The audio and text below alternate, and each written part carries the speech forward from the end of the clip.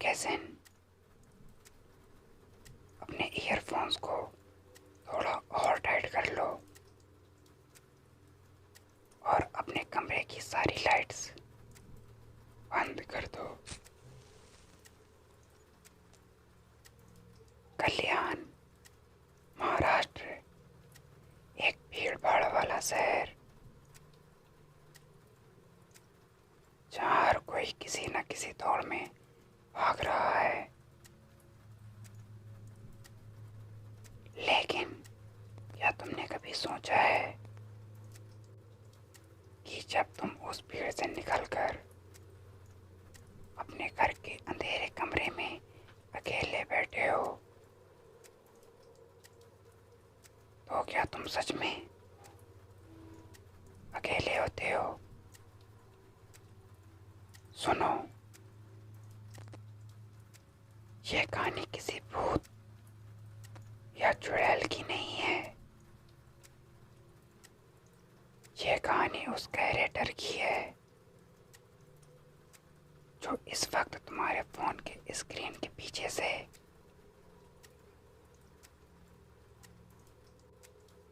तुम्हें देख रहा है। उस रात रिया ने भी यही सोचा था कि वो अपने बंद कमरे में सेफ है, लेकिन उसे नहीं पता था कि उसके लैपटॉप का वो छोटा सा कैमरा लेंस एक ऐसी आंख बन चुका है जो उसकी सांसों तक का हिसाब रख रही थी। चलो इस अंधेरे के थोड़ा और पास चलते हैं और समझते हैं उस दिमाग को जो किसी से प्यार नहीं करता, जो सिर्फ कैद करना जानता है।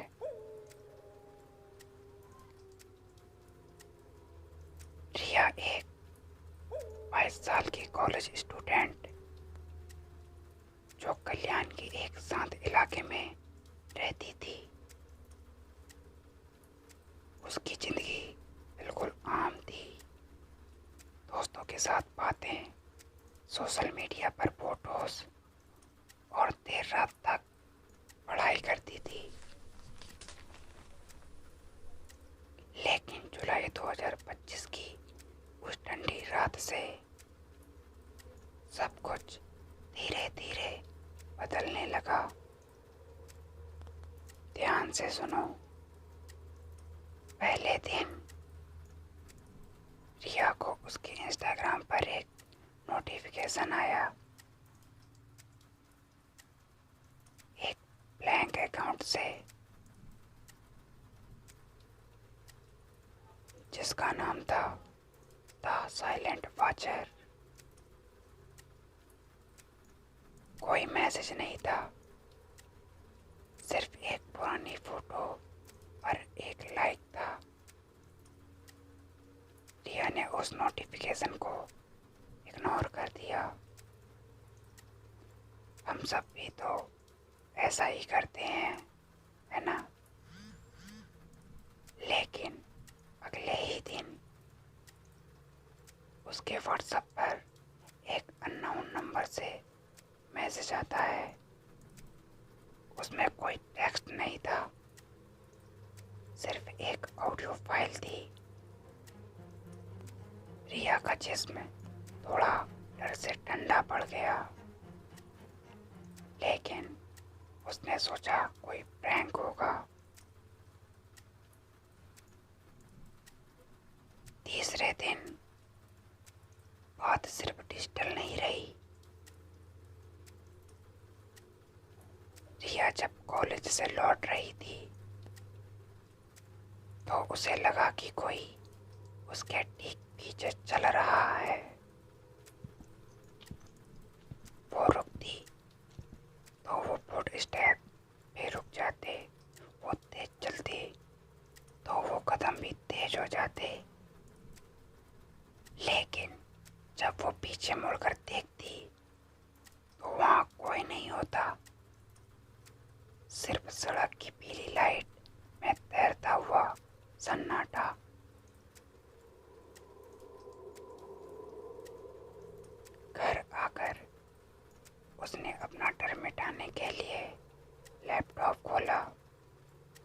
जैसे ही लैपटॉप ऑन हुआ, उसके डेस्कटॉप पर एक नई फाइल बनी हुई थी, रिया जुलाई 14.txt।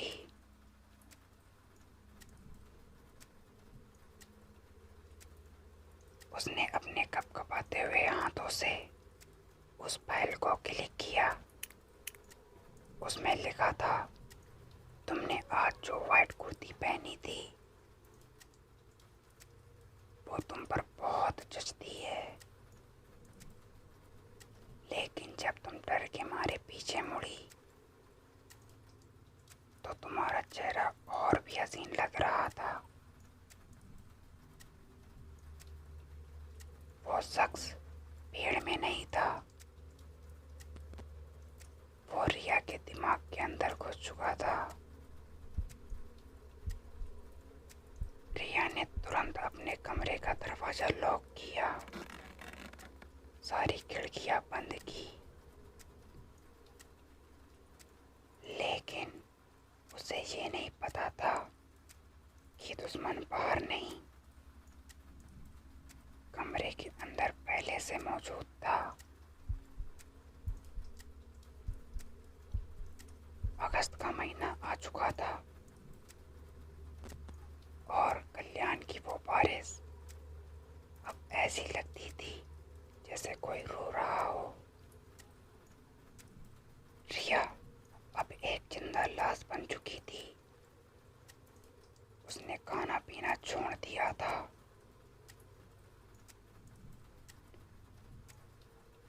उसकी आंखों के नीचे काले घेरे बन गए थे, क्योंकि वो सो नहीं सकती थी।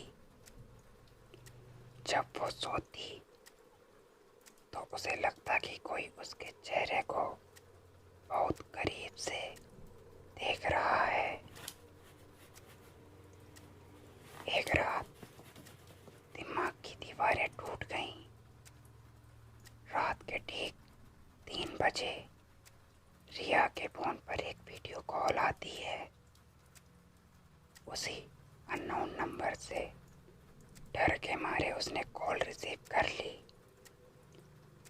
स्क्रीन पर बिल्कुल अंधेरा था, कोई चेहरा नहीं, कुछ नहीं, सिर्फ एक सरसराहट थी। और तभी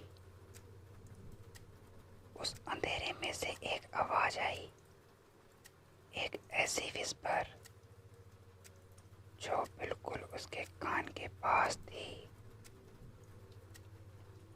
अपने बेड के नीचे मत देखना प्लीज। रिया की सांसें वहीं रुक गई। उसका जिस्म जाम सा पत्थर का हो गया। एक क्रिमिनल साइकोलॉजिस्ट के नजरिए से सोचो तो ये सिर्फ स्टॉकिंग नहीं थी, ये साइकोलॉजिकल वैम्पिरिज्म था। वो डालकर रिया के डर को पी रहा था, उसे तड़पाकर मजा ले रहा था। वो चाहता तो रिया को कब का नुकसान पहुंचा सकता था, लेकिन नहीं, असली मजा तो डर में है। जब शिकार को पता हो कि वो फंस चुका है पर वो भाग नहीं सकता, रिया ने हिम्मत जुटाई और धीरे से अपने बेड के नीचे देखा। वहां कोई नहीं था, सिर्फ एक छोटा सा ब्लैक बॉक्स रखा था। जब उसने उस बॉक्स को खोला तो उसके अंदर रिया के बचपन की फोटोज, उसके बाल के कुछ टुकड़े और एक छोटा सा वॉइस रिकॉर्डर था। रिकॉर्डर में रिया की खुद की सोते हुए सांस लेने की आवाजें रिकॉर्ड थी, महीनों पुरानी। मतलब वो शख्स महीनों से उसके बिस्तर के नीचे उस अंधेरे में बैठा था जब वो सो रही होती थी। डर लग रहा है ना? अगर तुम इस अंधेरे में मेरे साथ हर हफ्ते चलना चाहते हो तो इस खामोशी को अपना लो। नीचे वो जो लाल बटन है उसे दबाकर एक एसन पर अपनी मौजूदगी दर्ज करो, ताकि अगली रात जब तुम्हारे कमरे में अंधेरा हो तो तुम अकेले ना रहो। सुनो, अभी कहानी खत्म नहीं हुई है। असली मोड़ तो अब आने वाला है। अगली सुबह रिया का दिमाग पूरी तरह से बढ़ चुका था। वो भागते हुए कल्याण के साइबर सेल के पास पहुंची। पुलिस ने जब उसके लैपटॉप और फोन की जांच की तो उनके होश उड़ गए।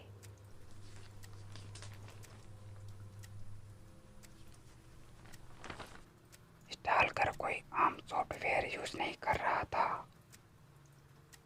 वो एक कस्टमाइज ट्रोजन स्पाईवेयर था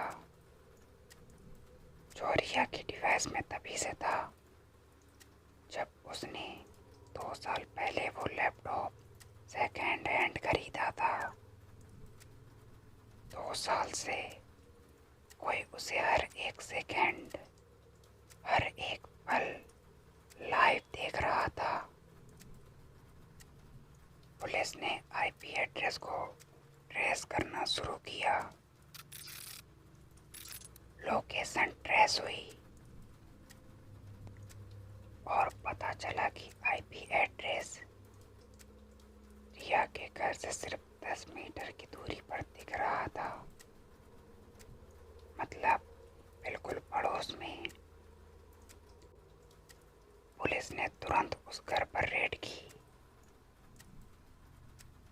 दरवाजा तोड़ा गया,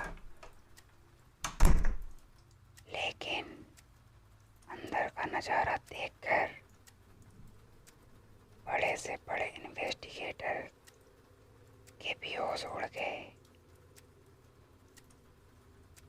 वो घर पूरी तरह से खाली था।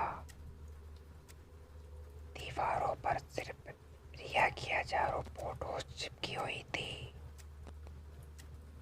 और बीच कमरे में एक कंप्यूटर डेस्क था जहां पर 3 बड़े स्क्रीन्स चल रहे थे। उन स्क्रीन्स पर रिया के कमरे का लाइव फीड चल रहा था। लेकिन सबसे अजीब बात, वहां जो चेयर थी उस पर एक मिट्टी का पुतला बैठा था जिसे रिया के पुराने कपड़े पहनाए गए थे। और कंप्यूटर पर एक ऑटोमेटेड स्क्रिप्ट चल रही थी